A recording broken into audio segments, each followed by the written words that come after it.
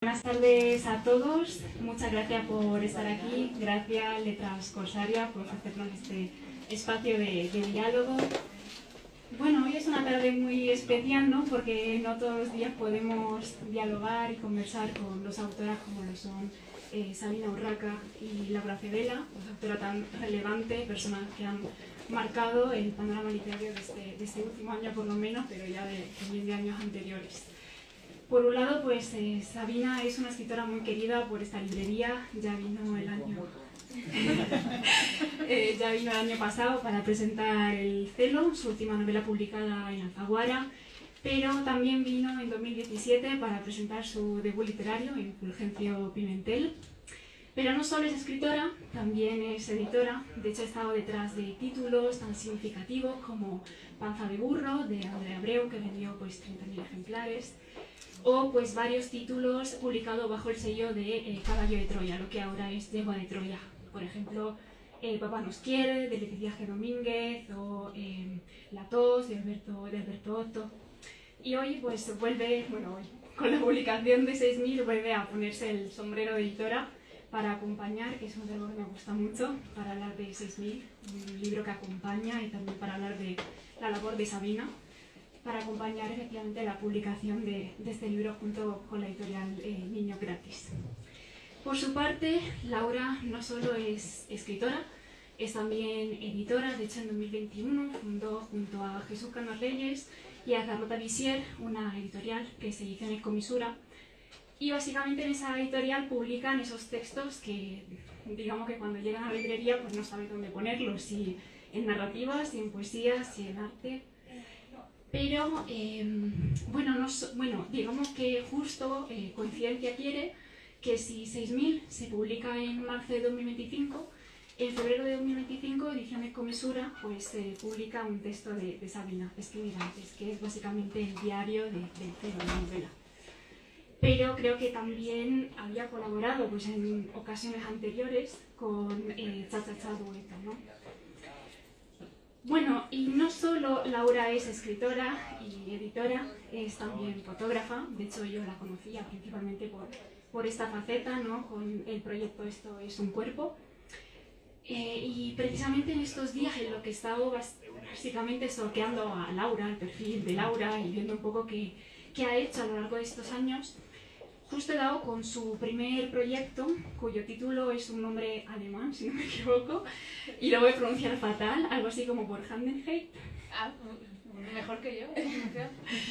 Que se publicó en 2014 y luego se reeditó en 2020 por La Mirada Creadora. Y sí que es verdad que viendo ciertas fotografías me ha recordado en cierto sentido algunos elementos que se pueden también rastrear en 6.000. Por un lado, esas carreteras muy largas, casi infinitas, en lo que no se ve un punto final, con muchas curvas, que me ha recordado efectivamente el significado de 6.000, esa escalada.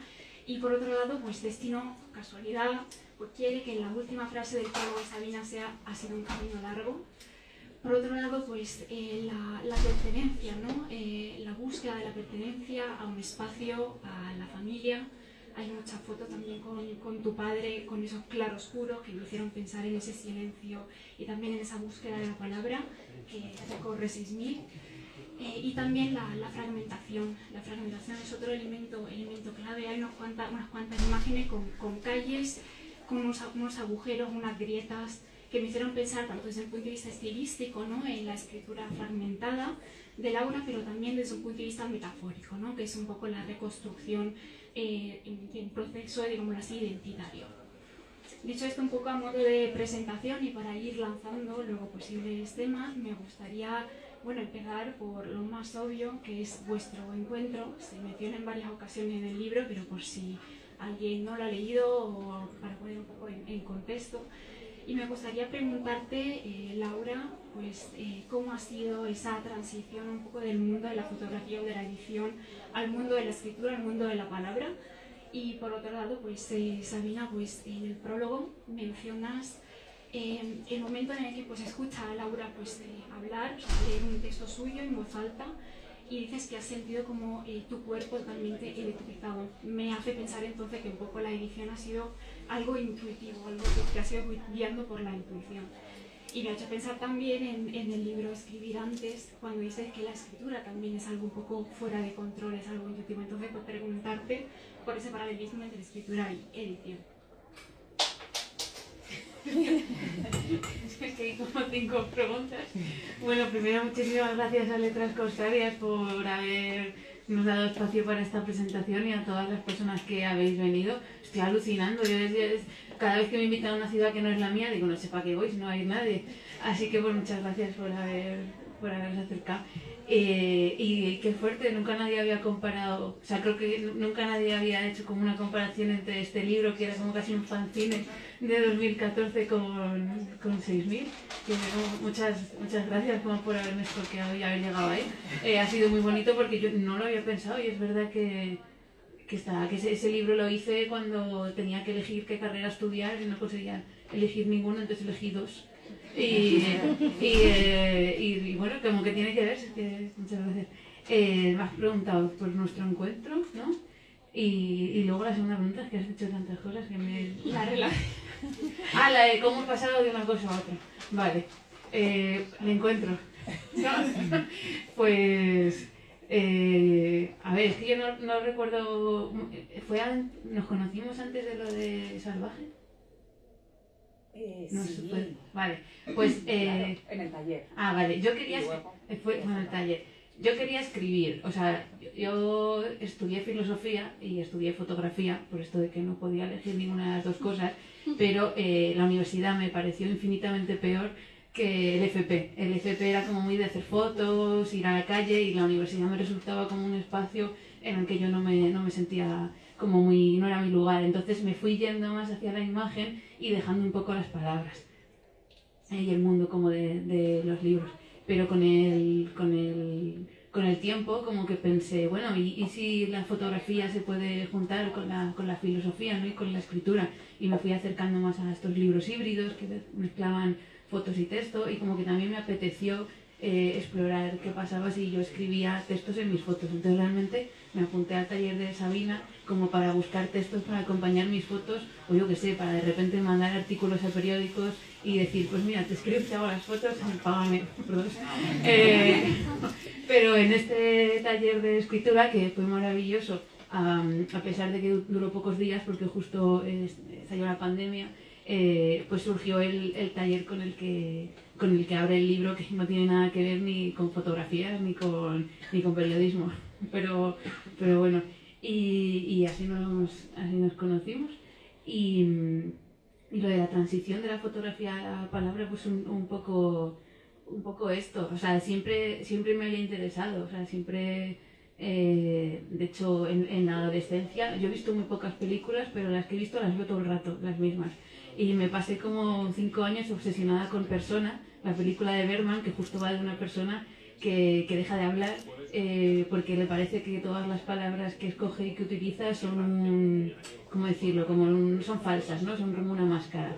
Y luego también me obsesioné mucho con Leo, lo que es la película de este niño que se inventa que ha nacido de un tomate y de su madre, porque como que rechaza a su familia y crea como su pequeño universo en los libros. Pero digamos que no encontraba como mi lugar. Y es verdad que en este taller como que de repente los libros que Sabina compartía, los ejercicios, fue como, hay otro tipo de libros, otra forma de escribir, el espacio que se creaba, ¿no? Con las compañeras que escribían. Y yo creo que ahí también me fui acercando, y no es que me alejara de la fotografía para acercarme a las palabras, pero bueno, sí, como que de repente también esto es lo que tú has dicho, ¿no? Que escribir de esta forma fragmentada o de este otro tipo de libros tenía un poco que ver a cómo se hace fotos, ¿no? Porque una hace fotos, haces diferentes imágenes que luego juntas y creas como una secuencia, una narrativa, que es un poco como escribir, ¿no? Entonces, bueno, así fue, me ayudó mucho el taller, sin duda, y bueno, claro, este primer ejercicio que Sabina mandó, me acuerdo, pues claro, fue como una bomba. Sí que lo fue. o sea, ese ejercicio, ¿no? Que es el, me acuerdo que, bueno, de Georges Perec, de, no sé, de muchísima gente, ya no sé ni de quién es ese ejercicio. O sea, ¿a quién se le ocurrió por primera vez hacer ese experimento? Yo lo leí por primera vez en un libro de Georges Perec, que no me parece especialmente bueno, y eso que a mí Perec me gusta bastante, pero que sí que pensé, bueno, pues es una buena manera de empezar como a escarbar en algo. Y siempre, pues, siempre me da un poco de vergüenza proponerlo en los talleres porque me parece como muy simplón, pero es que lo curioso es que siempre sale algo interesante.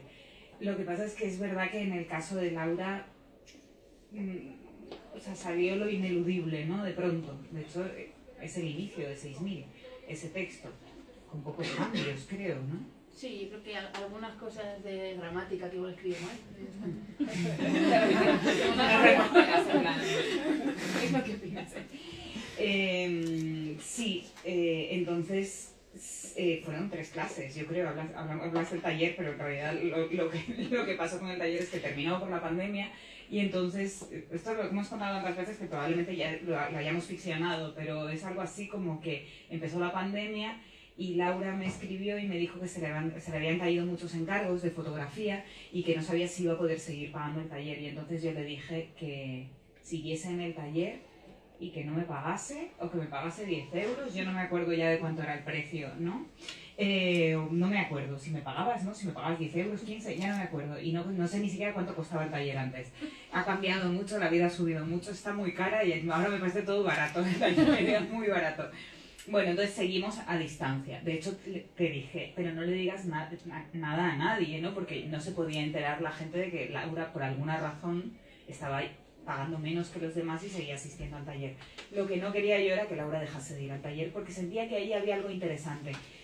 Y no sentía necesariamente que fuese un libro, aunque yo no sé lo que es un libro y no lo quiero saber nunca. O sea, no quiero nunca llegar a la conclusión de esto es un libro, esto es una novela. De hecho, quiero alejarme lo máximo posible de ese tipo de conclusiones. Pero sí que sentía que había algo en lo que era interesante excavar, pero que no era fácil. También me daba miedo decirle a Laura que continuase con eso, ¿no? Entonces, bueno, eso lo decía de una forma un poco delicada, creo, aunque no soy muy delicada, no somos muy delicadas ninguna de las dos. De hecho, creo que hay algo interesante que en el libro, ¿no? que ese inicio en el que ya hay algo brutal, ¿no? Planteado de una forma muy llana en el mejor sentido de la palabra, y que yo recibí también como de una forma brutal y que te devolví la pelota de una forma un poco brutal, que yo algunas veces decía, Dios mío, quizá, o sea, no es sencillo cuando estás editando a alguien que está hablando de algo personal, ¿no? De su vida, animarle a que se meta más hacia adentro, porque a la gente le encanta decir esto de que la escritura es terapéutica y bla, bla, bla. La escritura no es terapéutica. O sea, puede serlo, no digo que no, pero no lo es necesariamente, y de hecho hay un momento en el que lo que estás escribiendo, bueno, por lo menos a mí y a mucha gente, o sea, estás pasando más dolor que otra cosa cuando lo estás escribiendo. Entonces yo no soy nadie para decirle a alguien, métete aquí, ¿no? Y has mencionado la intuición, o sea, yo escribo de forma muy intuitiva y también edito de forma muy intuitiva. La diferencia es que escribiendo no confío demasiado en mi intuición, o confío menos, sí que confío, pero confío menos, y editando confío bastante, ¿no? Que esto suena como muy poco modesto, pero es verdad que hay pocas cosas en mi vida que yo sienta que sé hacer bien, y editar de pronto, que es una cosa como tardía, no es que sienta que lo sé hacer bien, pero siento que tengo una buena intuición, ¿no? Como si de repente me diese cuenta de que sé bailar claqué fascinantemente a la edad de 38 años, 37. Para mí ha sido un descubrimiento de este tipo, entonces ya qué bien, se me dan bien otras cosas, ¿no? Se me da bien esto, parece, o tengo un ojo, ¿no? Para esto. Entonces, como que eso te anima, pero también es muy peligroso trabajar desde la intuición, sobre todo siendo un poco bruta como soy a veces, ¿no? Porque tienes que tratar mucho con la gente. En el caso de Laura, pues era muy delicado y yo no sabía, no la conocía casi, ¿no? Nos hemos ido conociendo por el camino en estos años y hemos hecho 50.000 cosas más juntas, aparte de este libro, de que ella ha editado 2 míos, ¿no? También hiciste todas las imágenes de un artículo mío, todas las fotos de promo mías, de mi libro, de todo, las ha sacado Laura, o sea, es como que todo está recruzado, ¿no? Entonces, bueno, pues sí, yo creo que es un camino seguido por la intuición, o sea, lo has dicho bien. Por cierto, no te he dicho nada de la introducción, o sea, de la presentación, pero, o sea, eres las mejores presentadoras, si no la mejor que... O sea, como que maravilla, no has dicho nada mal, eso es muy raro. Y en el caso de Laura, ¿crees que tu faceta de editora ha de alguna forma influenciado un poco la forma de escribir 6000? O sea, Esa pregunta, ¿para qué editora era? me he liado. Editora 1. Me he liado, o sea, para mí. Sí. Ah, sí, sin duda. Pues al final escribes en compañía de lo que estás leyendo y con lo que estás trabajando. Y claro, o sea, al principio cuando empecé a escribir aún no existía Comisura, entonces me influía mucho los libros que Sabina me compartía. De hecho, varios de ellos aparecen mencionados en 6000. Hay un poema de Natalia Velasco en un momento que fue un libro que justo me dejó Sabina en esa época. Luego también uno de los que me recomendó fue el de Belén López Peiro, el de ¿Por qué volvías cada verano?, que yo creo que ha sido el único libro que he leído que abordase el mismo tema que mi libro, ¿no? Porque tampoco quería leer mucho para no meterme ya más en los bancos. Entonces en ese sentido me influye mucho lo que ella me comparte. Y luego, claro, cuando ya empecé con mi editorial, pues sin duda hay pues eso, muchas lecturas que salen que tienen que ver con lo que estoy leyendo, con lo que estoy trabajando, o que sin que se me pegan cosas que estoy viendo que hacen otros autores, autoras. No sé, también la manera de entender el propio libro, el objeto. O sea, yo creo que la colección de Niños Gratis es muy especial también a nivel materialidad del libro. Entonces, pues quizás si yo nunca hubiera tenido una editorial y me hubiera tenido que preocupar por el diseño, porque hay libros de Comisura que no diseño yo, por ejemplo, el de Sabina de Escribir Antes lo ha diseñado Chocho Hurtado, pero muchos de los otros los diseño yo. Entonces, claro, estoy todo el rato preocupándome también por la materialidad del libro. Entonces, yo creo que eso me ha influido también a la hora de buscar una editorial que me fascine tanto Niños Gratis, ¿no? Por cómo trabajan el objeto y también por cómo trabajan la edición. Entonces yo creo que sí, que todo influye, pero también me ha influido pues el hecho de ser fotógrafa y todo. Sí, es que es imposible, ¿no? Al final es eso. Cuando escribimos, pues toda nuestra vida se nos está colando y está marcando esa escritura. También yo creo que lo de escribir por fragmentos y que sean fragmentos cortos, pues tiene que ver también, no lo sé, pero supongo que tiene que ver con dónde se escribe, cómo se escribe, cada cuánto se escribe. Estos textos son textos muy interrumpidos, como por trompicones. Igual teníamos una correspondencia y pasaban 6 meses o 7 meses y no había un texto nuevo. Y algunos textos eran súper cortos porque me salía un día que había escuchado una conversación de alguien y me enfadaba y entonces enfurecida lo escribía. O otro al contrario, porque había habido, y no sé, supongo que eso también ha marcado el modo en que son los textos. Y hablando del libro como objeto, me ha llamado mucho la atención y creo que es una declaración de intenciones el hecho de que no haya una sinopsis, ¿no? En el propio 6000 no hay un argumento detrás como en los libros más tradicionales, digamos. Eso de que no haya una sinopsis, o sea, tiene que ver con varias cosas. Por un lado, el diseño de colección de Niños Gratis, ningún libro de Niños Gratis tiene sinopsis. O sea, eso tampoco es que sea una cosa que le he pedido yo a la editorial en concreto, ¿no? Es que ellos en su colección ponen cuando le quitas la sobrecubierta al libro, la camisa, pone como una pequeña biografía y un texto que está dentro del libro, pero no ponen nunca sinopsis. Esto era algo que a mí me gustaba, claro, de hecho me aterrorizaba la idea de escribir una sinopsis. Y luego sí que tiene que ver con otra cosa, que sí que en la página web y en lo típico en todos tus libros, un poco en BuzzFeed, sí que sale una sinopsis que ahí sí que, por ejemplo, la experiencia de Sabina con la escritura del celo, bueno, y la experiencia de Sabina en general con tantas cosas, fue muy importante también para cómo construir una manera de presentar el libro con el que nos sintiéramos cómodas y que no estuviera lleno pues de grandes palabras, ¿no? Que tienen mucho peso y que al final se llevan ahí toda la mirada y hacen al final que el libro a veces acaba reducido a una serie de hashtags o en fin, de cosas interesantes. No sé, ¿tú quieres decir? Sí, para mí, yo odio las sinopsis. De hecho, cuando tengo que escribir sinopsis de mis libros, porque en Alfaguara no puedes no poner una sinopsis, siempre la tengo que escribir yo, porque si dejo que la escriba alguien de la editorial me pongo muy nerviosa, ¿no? Tengo que controlar ese texto, ya que lo odio, por lo menos que lo pueda controlar. Y sufrí muchísimo teniendo que escribir la sinopsis de los libros de Caballo de Troya, ¿no? Como editora. Pero también lo tenía que tener controlado, ¿no? Me desesperaba mucho no poder controlar esa cosa que tanto odiaba, porque ya sí, lo odio, pero encima es que está mal, me parece que habla demasiado, ¿no? Que dice demasiado.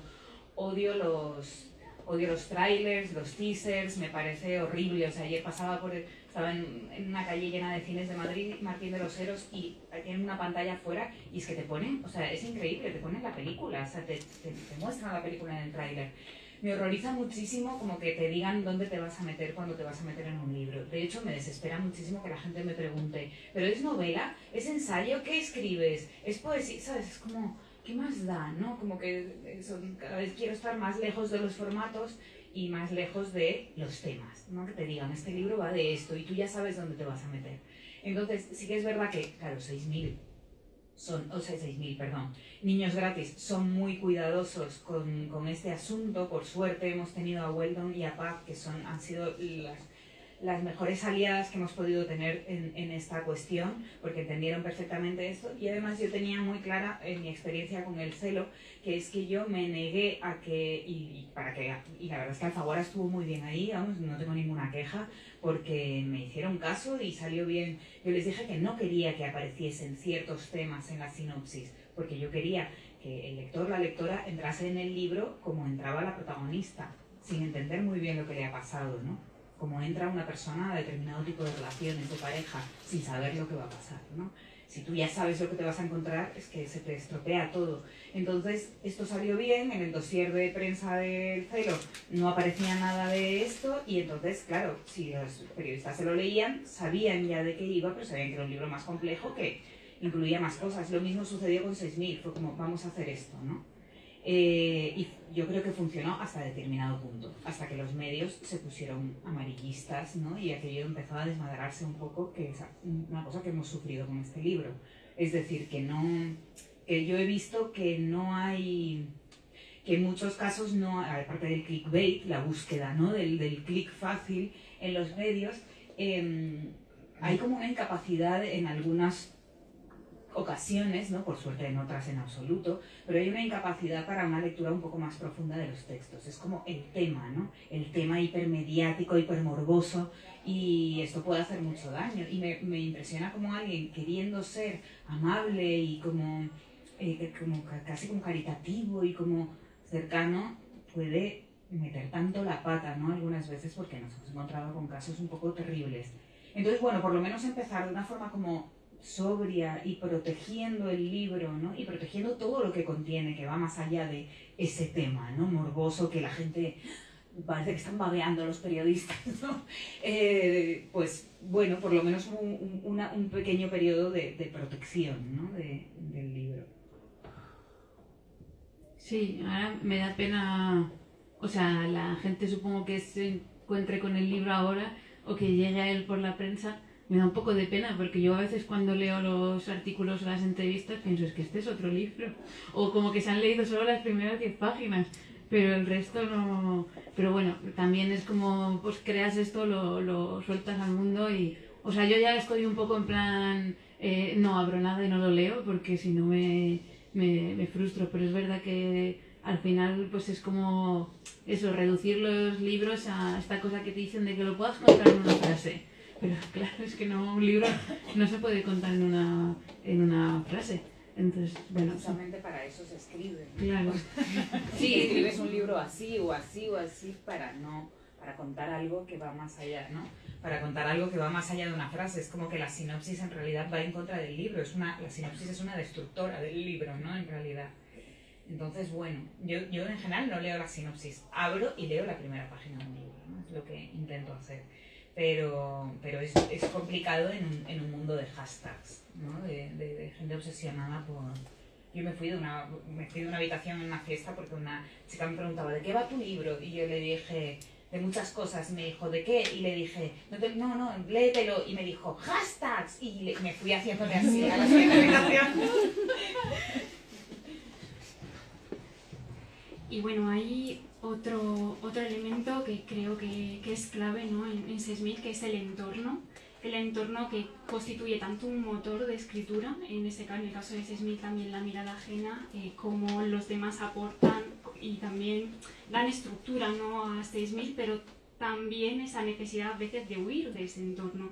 De hecho, pues hay una frase en Escribirante que he pensado mucho en relación también a 6000, que dice algo así como que el entorno constituye pues efectivamente un motor de escritura, pero mientras efectivamente ese motor de escritura también vas huyendo de ese propio entorno. La cita exacta es algo así como: este diario será el relato que narre mi intento de huir de la distracción y las historias del propio entorno. El entorno corre tras de mí para engullirme y yo huyo. Y mientras huyo lo cuento. Y me gusta muchísimo ese paralelismo, esa paradoja, ¿no? del propio entorno. Sí, a mí me parecía muy interesante también hablar de cómo, o sea, está esta pregunta todo el rato en 6000, o creo que estaba, yo quería que estuviera, de quiénes somos y de cuánto de lo que somos pues responde a X cosas que nos han ido pasando o de nuestro entorno. Entonces, en este sentido, como que me parecía muy interesante rastrear o como indagar pues eso, en las diferentes visiones que tenían distintas personas de la misma cosa, ¿no? Pues el personaje de la profesora, los personajes de las exnovias, de las amigas, ¿no? Y cómo cada una pues, ve a la narradora de una forma, o cómo cada una cuenta las cosas de una forma. Luego también todo lo que dice la psicóloga, ¿no? Los padres, o sea, y mis propias preguntas, ¿no? Como qué pasaría si esto no hubiera sucedido, cómo sería, o qué pasaría, yo qué sé, si en vez de haber ido a este colegio hubiera ido a otro y entonces no hubiera sucedido. O sea, esto es... Pero bueno, en el caso de mi libro, claro, a mí me pasaba esto de que el entorno hay que ir hacia el entorno para escribir, ¿no? De hecho, las veces que escribía era, pues como he dicho antes, cuando me pasaba algo que me detonaba esa escritura.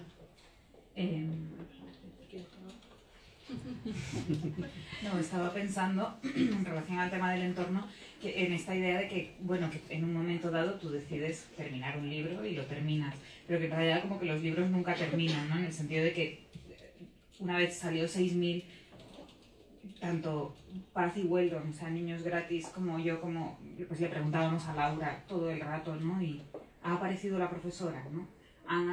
Tus padres van a venir a la presentación, o sea, era algo que nos preocupaba muchísimo a los editores, ¿no? Porque de alguna forma intuíamos que era un libro que tenía una continuación en la vida real, que tenía un efecto inmediato. Creo que muchos libros lo tienen, por suerte casi todos tendrán un efecto, ¿no? En alguien y por supuesto en la vida de la persona que lo escribe, pero bueno, sí que estábamos realmente como...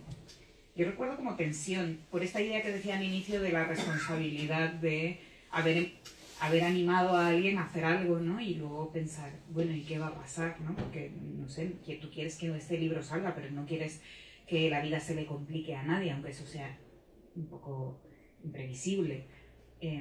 Entonces sí que recuerdo momentos como tensos que yo siento que son parte de 6000, ¿no? Pero que son posteriores, como tus padres apareciendo por sorpresa en la presentación, ¿no? Cosas así que no van a venir y de repente yo vi a una señora y dije, esa es la madre de Laura, ¿verdad? O sea, dije, ya está, ¿no?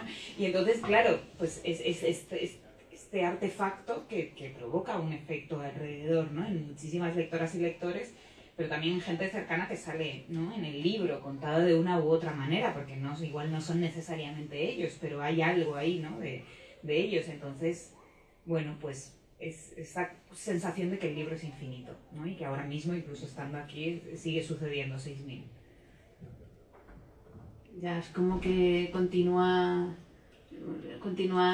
escribiéndose. De hecho, como a veces me daban ganas, si se reimprimiera, de cómo añadir en plan cosas, porque es que la profesora se lo leyó, llegó al libro por un artículo que salió en la prensa y claro, y se personó. Un día que tenía una firma en la Feria del Libro de Madrid, pues apareció, ¿no? Y me dijo pues todo lo que opinaba del personaje que había hecho basado en ella, de todo lo que estaba escrito, y claro, me decía unas cosas que era como, espera, paren máquinas, que hay que añadir otro capítulo, porque era muy interesante, ¿no? yo pensaba que iba a venir, o sea, mi miedo pues, en relación a esto que decía Sabina, era claro cómo se iban a tomar los demás la escritura de esto, que incluso yo misma he tenido esas dudas, ¿no? Cuando dudaba sobre si publicarlo o no, porque durante mucho tiempo esto era algo entre nosotras y que yo hacía porque me apetecía explorar esta parte de mí y me apetecía explorar la escritura, pero no sabía si se iba a llegar a publicar o no. O sea, he tenido muchas dudas porque también pensaba, pues que estoy contando un poco mi vida. Luego ya me he dado cuenta de que esto es como un 5% de mi vida, como que por suerte hay muchas cosas más y compartir esto no es contar mi vida, pero bueno, es verdad que tenía esta duda de cuando lo lean los demás van a pensar que ¿por qué me he hecho esto gratuitamente, ¿no? Es casi una cosa de yo pensaba que me iba a decir ¿por qué te has hecho esto a ti misma? Pero luego me sorprendió que fue todo lo contrario, pero claro, es verdad que yo cuando estaba escribiendo no pensaba uy, voy a quitar esta frase porque mi padre se va a ofender porque he compartido que llamaba IBM a las personas. Y ya cuando lo leáis pues descubriréis qué significa IBM. Claro, yo no lo pensaba, yo simplemente lo escribía. Y luego sí que cuando me lo leí, que fue cuando lo estábamos corrigiendo, porque hasta entonces yo no me lo había leído, yo escribía, lo mandaba a Sabina y decía que sea lo que Dios quiera. Pero cuando me lo leí en el proceso de corregir, pues ahí sí que pensé uy, igual me he pasado. Y yo que sé cuál es la línea entre qué cosas me pertenecen a mí, pero qué cosas también tocan al entorno, ¿no? Y también son ellos, pero bueno, al final lo decidí sacar porque si no salía. Y es verdad que ha producido como movimientos, ¿no? Seísmos, pero bueno, pues eso, como todos los libros, lo que pasa que en este no hay como una separación entre la vida real y el libro, ¿no? A veces están muy tocados. Vamos, todo el tema que tiene que ver con esa frontera entre lo privado y luego lo público, ¿no? Cuando la palabra llega a los demás en general. Aunque bueno, hay también una visión de la palabra como luego una forma de poder hacer comunidad, una colectividad también. Sí, ese en realidad era como el motivo, ¿no? O el motor para sacarlo. O sea, por un lado también es que era necesario contar ciertas cosas que pertenecen a la intimidad o a la vida privada para poder, no explicar, pero como para poder, o sea, por ejemplo, el capítulo este de mi padre, ¿no? Donde cuento pues algunos motes que le pone a la gente, para mí era muy importante para contar como cuando te pasa algo que no compartes con tu familia, que no compartes con nadie, de repente te sientes como una extranjera o fuera de la familia en todo, ¿no? Y de repente las palabras o los juegos que antes eran de tuyos y de tu padre, pues ahora te son súper ajenos, ¿no? Entonces siempre estaba esta cosa de voy a contar algo muy íntimo y privado, pero es que si no lo cuento es imposible luego que el libro tenga esta cosa también política y de que apele también a las personas y de generar esta comunidad. Al final yo decidí publicar 6000 porque me parecía y me sigue pareciendo que hay muchísimas cosas que como sociedad todavía debemos conversar y debemos compartir y debemos sacar y debemos cambiar. O sea, ese era el motivo, bueno, el motivo más político, luego también el literario, pues que me apetecía sacarlo. O sea, luego estoy muy contenta de haberlo terminado. O sea, lo veo ahora y me parece imposible que lo hayamos logrado. Entonces eso también me pone contenta, ¿no? Cuando emprendes un proyecto en la vida y lo terminas, dices, wow, ya solo por celebrar esto. Pero pues sí, está esta búsqueda también de la comunidad, ¿no? que está en cada proyecto, en verdad. También está cuando hago fotos, también está en el motivo porque edito libros. O sea, creo que está en todo. Siempre al final en la vida pues estamos como buscando como estos momentos de alegría y personas afines para estar acompañadas. Y en el libro pues está eso, claro. Y bueno, otro elemento que es clave es cómo escribes, aparte de sobre qué escribes y todo el tema de la palabra, cómo plasma esa palabra en el propio texto, ¿no? Me gustaría que hablaras un poco de esa escritura fragmentada. Bueno, vale, pues contesto yo luego.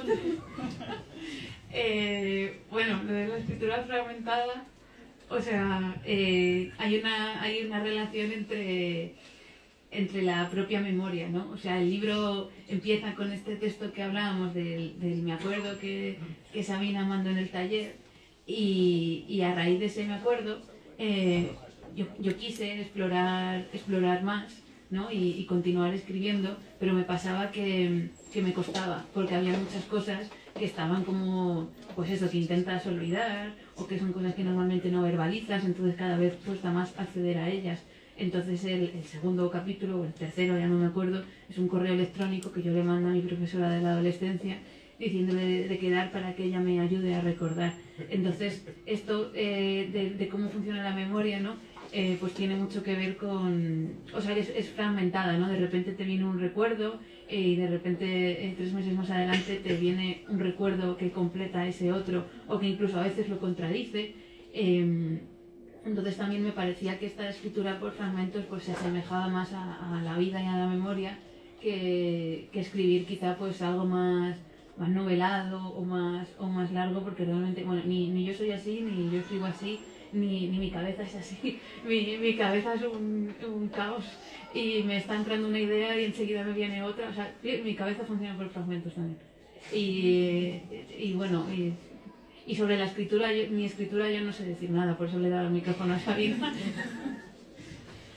A mí me interesa muchísimo lo fragmentario, o sea, y no sé, podría decir, a ver, es un poco difícil, ¿no? Como decir esto con total seguridad, pero a mí me parece que lo fragmentario es más honesto, como que la literatura de alguna forma a la que nos han acostumbrado, en la que una narración empieza en un lugar, ¿no? Sucede, ¿no? O sea, sucede de una forma cronológica, quizás con algún flashback elegantemente colocado en algún lugar, se parece muy poco a cómo pensamos y a cómo sentimos, o por lo menos a cómo pienso y siento yo, ¿no? O sea, yo siempre le digo cuando animo a hacer esto en los talleres, siempre digo a la gente, tú cuando te tumbas en la cama por la noche, te pones a recordar de pronto tu infancia y recuerdas tu primer recuerdo, los reyes de tus 4 años, tu quinto cumpleaños cuando te rompiste un diente. O sea, ¿lo recuerdas cronológicamente? No. Piensas en tus 5 años, una vez que te caíste, lo que has comido hoy, lo que vas a comer mañana, una bronca que tuviste hace 10 años, un novio que tuviste hace 20, o sea, pensamos así, somos caóticas absolutamente, ¿no? Las personas, entonces, no sé, para mí hay una honestidad en el ponerse a escribir e ir hilando las cosas según van surgiendo. Es verdad que luego también hay que editar y esa ilusión de desorden tiene que tener un orden también y es un poco complicado. Por eso digo que, o sea, aunque diga que eso es más honesto, luego no es del todo honesto, porque luego lo editas y la edición no es honesta de alguna forma, ¿no? O sea, es como que maquillas o realzas determinadas cosas para que brillen más y bajas otras de tono, o sea, se hacen cosas así. Entonces, bueno, teniendo en cuenta que la escritura es como una especie de falsedad, porque no piensas exactamente así y no construyes las frases también, nunca jamás, nadie habla como escribe, nadie vive como escribe, o es muy difícil, ¿no? Bueno, me parece lo más cercano, me parece lo más humano, ¿no? Entonces me interesa mucho eso. Aunque luego haya gente que ves que no le entra en absoluto, como que no lo consideran literatura cuando lo ven así, les parece que está desordenado, les parece que es, no sé, desprolijo sería la palabra, es una palabra que en España no se usa mucho, pero yo veo, porque yo me meto en el Goodreads de 6000 todos los días, y también de otras autoras mías, pero como que soy muy maniática y me encanta meterme ahí y siempre nunca respondo a nada y me tengo que contener mucho para no entrar en defensa, ¿no? Muchas veces de 6000, pero pasa con 6000 y con otros libros y con libros míos, ¿no? Que alguien dice que está desordenado o que no está bien escrito según esta idea que tienen, ¿no? Del canon de la escritura. Y dices, bueno, lo entiendo, te está molestando porque en realidad te recuerda a tu propia mente, a tu parte más desordenada y sucia que es tu mente, ¿no? Eso me gustaría responderles, pero no respondo.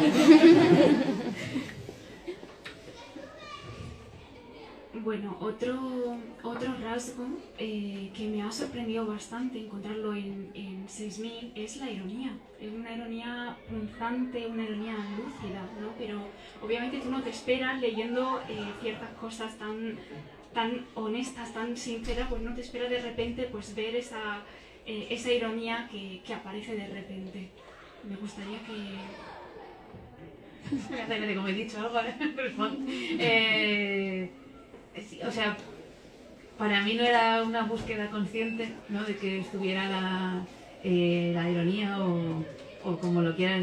No sabía que era, yo no sé diferenciar la ironía, el sarcasmo, el humor, no sé lo que, pero o sea que no era una búsqueda consciente, me he dado cuenta luego al leerlo, pero sí que al pensar en cómo yo me he enfrentado a la vida siempre, o sea, me doy cuenta que para mí siempre pues el humor, los diferentes tipos de humor ha sido como también mi forma de responder, no sé si como un mecanismo de defensa o como incluso casi como forma de resistencia, ¿no? Pues ante los hechos más horribles, pues a veces mantener el humor o poder tomártelo con humor es como mantener esa cosa que tiene que ver con el ser humano, ¿no? Y con la humanidad. Se hablaba mucho, bueno, ahora yo creo que ya se ha visto que hay animales que también se ríen, pero se habla mucho, ¿no? De que es algo que nos define mucho y también en mi casa siempre ha sido muy importante, ¿no? Se habla mucho también para mi padre y no sé, yo no era consciente de cuando lo estaba metiendo, simplemente me salía, pero luego a raíz de publicar el libro y a raíz de que me lo dijeran en algunas entrevistas, pues he estado investigando, ¿no? Y me he dado cuenta, pues es que, claro, las autoras que a mí me han gustado, las películas que me han gustado, quizá también tenían que ver con esto, como que nunca me he sentido muy cómoda ni me gusta mucho cuando algo quizá es demasiado, es que no sé cómo llamarlo, pero como un poco dramático de más o denso o incluso a veces con un punto que dices, pues lo siento mucho, pobrecita. Es que no sé cómo explicarlo, pero que era algo que he visto a posteriori y creo que también tiene que ver mucho con lo que me gusta. No sé.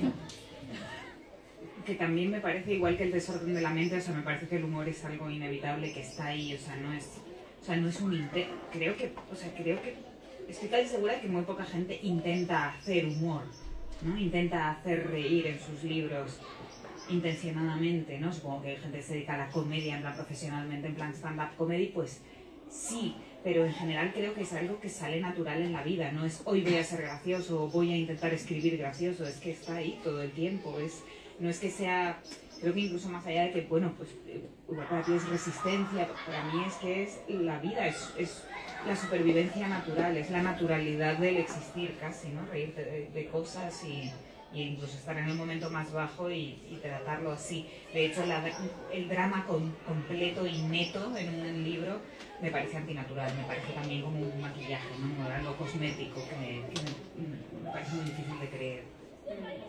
Sí. O sea, lo que sí que es verdad que hay como una especie de como un código no hablado o no lo sé para algunas personas que con ciertos temas no se pueden hacer chistes o decir cosas, ¿no? O yo qué sé, o sea, como que o sea, yo recuerdo cuando sucedió el juicio, que aparece bueno, eso no aparece en el libro, pero bueno, hubo un juicio y recuerdo que ese día me reí mucho, o sea, como que no sé, era como y estaba la madre de mi exnovia y se fue con una cara de pensando, menos mal que te has hecho de esta persona, porque era como que hay una especie de cosa de que si alguien está haciendo un chiste con algo, como que de repente no está procesando lo que le está ocurriendo, o eso, lo está utilizando como un mecanismo de defensa para no enfrentarse a la realidad. O sea, yo sí que he escuchado mucho estas cosas, ¿no? Has hecho esto de humor negro, pues eso significa que todavía no has atravesado el dolor y lo tienes escondido debajo de todo. Y es como, no, pues igual no, igual he dicho esto porque se me ha ocurrido y me ha parecido gracioso. O sea, sí que creo que hay un poco, que por lo que algunas personas me han podido decir, de que de repente les desestabilizaba encontrar cierta frase, encontrar cierta cosa, que para mí es lo que dice Sabina, es como súper normal, o sea, eso está en la vida y está en todas partes, pero sí que entiendo que hay un punto igual de que en ciertos temas de repente puede sonar, no sé. Bueno, para ir cerrando, sí que es verdad que en 6000 se dice que es el primer texto escrito únicamente por palabras, pero en la última página aparece una fotografía.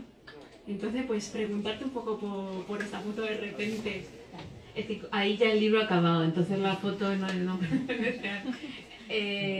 pues esa es al principio, o sea, al principio no, cuando estaba ya terminado el texto, o dado por terminado, decidido, terminado, y decidimos trabajar con Niños Gratis, había algunas imágenes en el documento. Era como que yo de alguna forma no me desprendía del todo de que tuviera imágenes. O sea, me parecía como muy raro sacar un libro sin fotos, porque yo me considero fotógrafa y me sigo considerando fotógrafa. O sea, cuando me dicen escritora me sigue sonando muy raro. Entonces era como que para mí que no tuviera imágenes era extraño.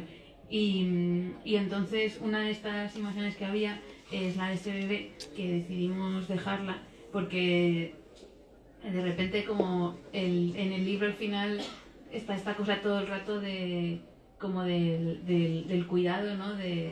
O eso, en qué momento un niño deja de ser niño, un adolescente deja de ser adolescente.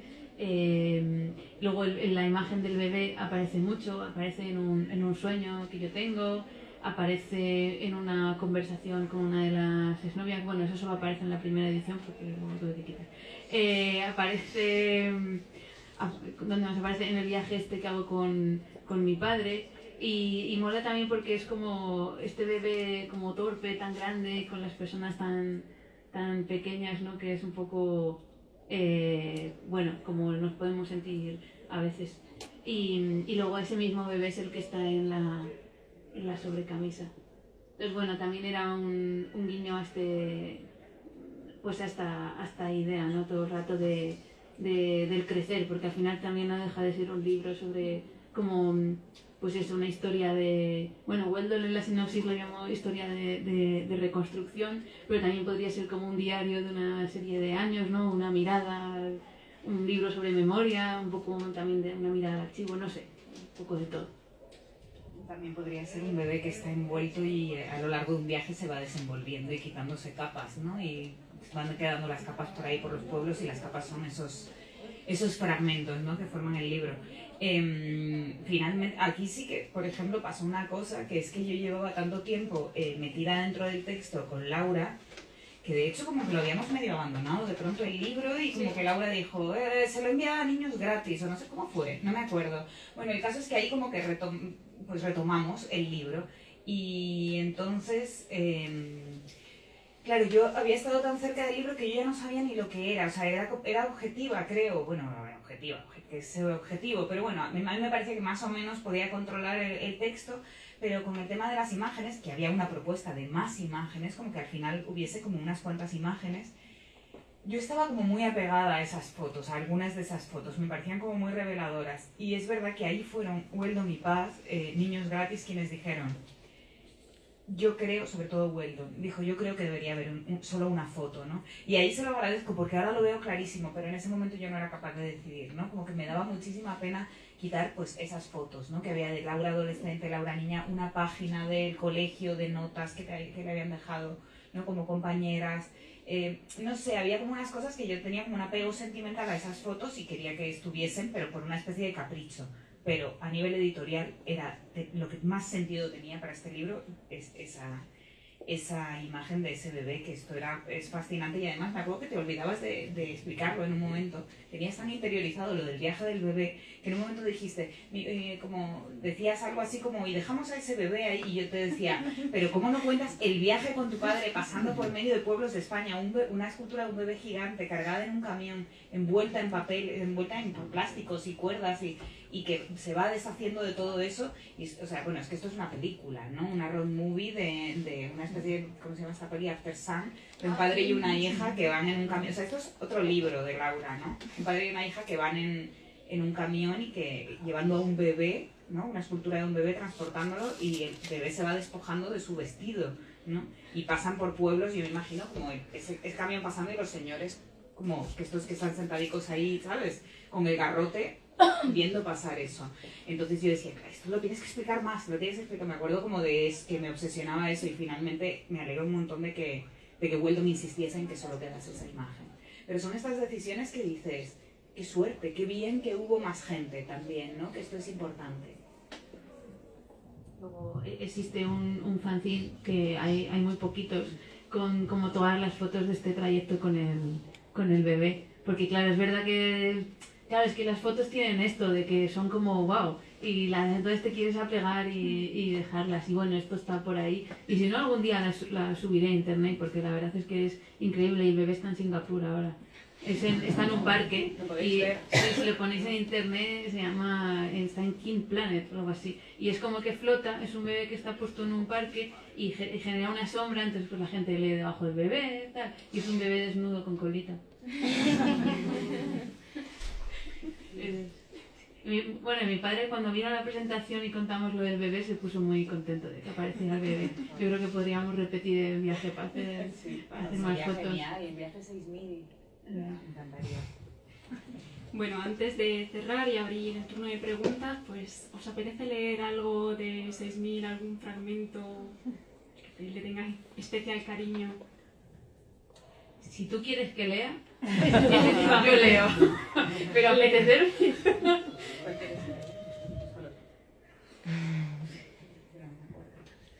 Están las cosas. A ver.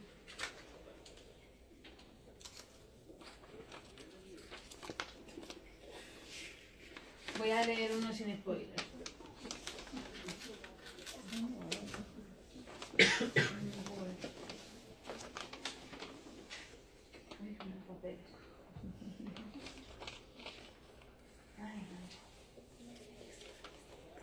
Que lo estoy buscando, hace mucho que no lo vi. A ver si ya ha pasado. Ah, mira, este que solo dura una página. Vale. Los momentos que recuerdo están a trozos, imágenes sueltas que no consigo conectar. No encuentro el hilo. A veces no sé qué vino antes y qué después. Leí en un ensayo, del que no recuerdo el nombre, que el nihilismo se ha entendido mal, que se ha vendido como una filosofía intensa para adolescentes que no creen en nada, pero que en realidad el nihilismo es haber perdido el hilo materno, el hilo con la infancia, que es donde encontramos lo que realmente somos, y cuando conectamos con ese yo se nos cae la máscara. Entonces pienso, si has perdido el hilo, ya no podrás retirar la máscara. Si has perdido el hilo, ¿cómo escribir de una manera que no sea fragmentada? Así ya de paso respondía a tu pregunta. Bueno, preguntas.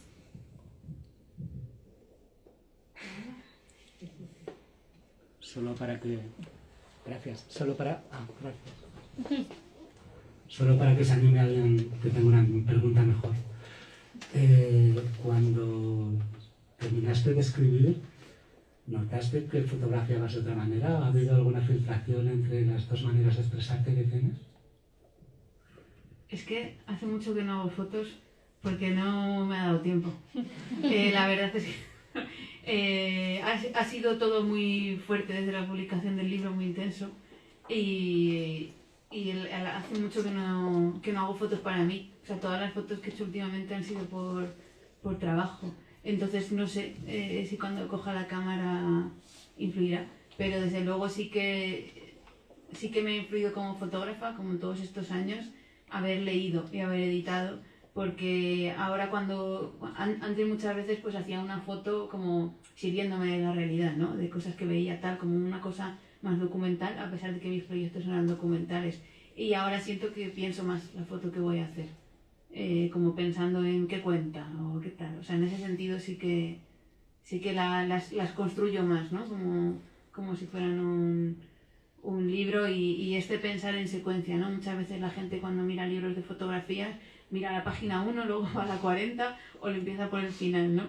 Y está esta cosa de no, tienen un orden también, como un libro tiene unos capítulos y la foto que va a la derecha le afecta a la que va a la izquierda, y si yo he decidido poner esta en el medio es por un motivo. O sea, en ese sentido sí que me influye en la manera de construir los proyectos y de contar con fotografías. Al final me gusta decir esto de que los libros de fotografía también se leen, no se ven. Entonces tú tienes que analizar pues eso, las líneas o eso, qué foto va antes, qué foto va después. En ese sentido sí. Y ya te digo, en la fotografía en particular, ojalá pueda descubrirlo dentro de poco y vuelva a hacer fotos que me apetecen mucho. Muchas gracias. ¿Más preguntas? Pues nada, pues cerramos esta presentación. Muchas gracias Laura, muchas gracias Sabina y gracias a todos vosotros.